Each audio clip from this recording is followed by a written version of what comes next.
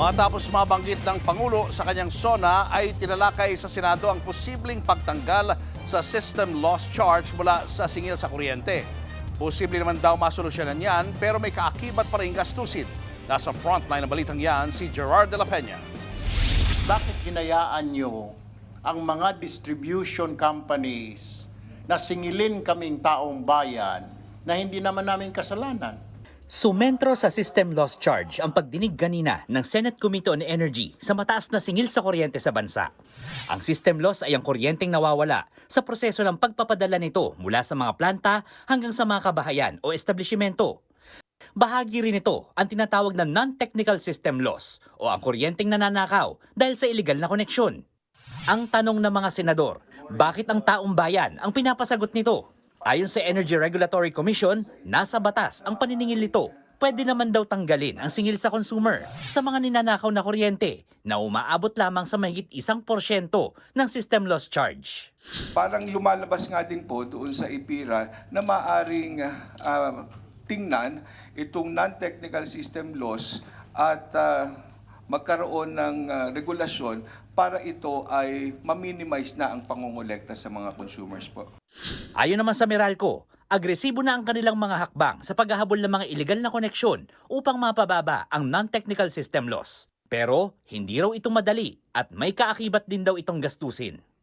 Ginawa na ho namin lahat ng hakbang para po maibaba ang non-technical loss. Tinaas po namin ng metro sa mga ilang depressed areas para hindi maabot. Yet may nangyayari pa rin hong non-technical losses. Para ma-achieve natin yung zero na sinasabi nating non-technical losses, malaki naman po yung gagastusin namin na operational expenses at saka capital expenses, capital expenditure. No? Na siya naman po ang kakarga na naman doon sa taripa. Sagot naman dyan ni Senate Committee on Energy Chairperson Erwin Tulfo, hindi dapat problema ng consumer ang magiging gastusin sa operasyon ng utility. Totally disagree with you. Your explanation, you mean you're a business.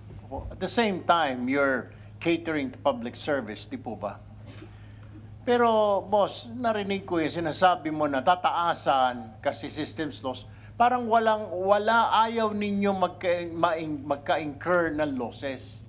Business, sir, ay may mga losses. Dapat you have to be prepared for that. Magpapatuloy ang pagdinig ng komite sa susunod na linggo para himayin ang mga detalye sa pagtanggal ng system loss sa bayarin ng mga consumer.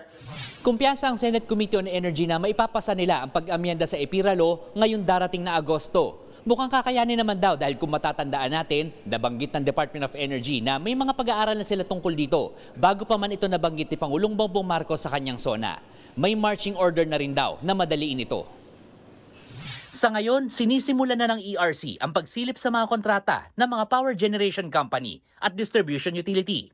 Yan ay para masigurong patas ang sinisingil sa mga consumer. Bumuo na rin ang Joint Task Force ng DOE, ERC at National Electrification Administration, pati na ang mga electric cooperatives para sa implementasyon ng direktiba ng Pangulo na alisin ang system loss charges. Samantala, tiniyak naman ng Malacanang na bubusisiin ang usapin ng system loss para maging patas sa lahat. Maganda po na senyales yan, although marami po talagang pagdaraanan na pag-aaral at maaari marami maapektuhan, but at least nakikita po natin na open sila for discussion. So, lahat po ito ay inaaral at bubuuin po ng hindi naman po masyadong burdensome din sa iba nating mga kababayan at sa mga investors and utility companies. Nagbabalita mula sa Frontline, Gerard de la Peña, News 5. Ang chairman po ng Meralco na si Manny V. Pangilinan ay siya ring chairman ng TV5. Mga kapatid, Julius Babaw po. Para sa komprehensibo at makabuluhang balitaan at talakayan, mag-follow at mag-subscribe na sa social media pages ng News 5.